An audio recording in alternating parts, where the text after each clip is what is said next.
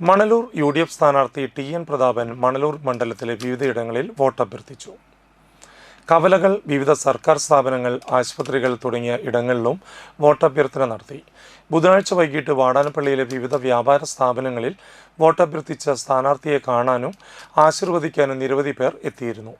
Auto തൊഴിലാളികൾ, വ്യാപാരികൾ അടക്കം നിരവധി പേരെ നേരിൽ കണ്ട് വോട്ടഭ്യർത്ഥന നടത്തി.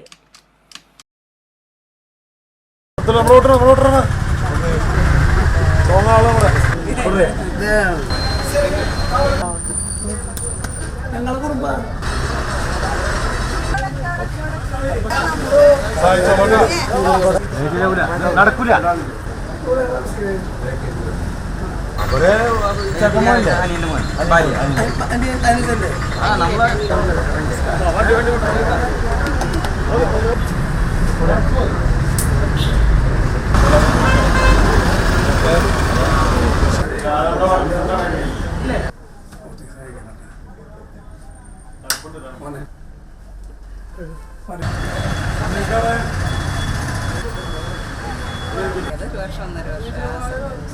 വേണ്ടി വന്നതാ, അച്ഛന്റെ ഓർമ്മയ്ക്ക് വേണ്ടി.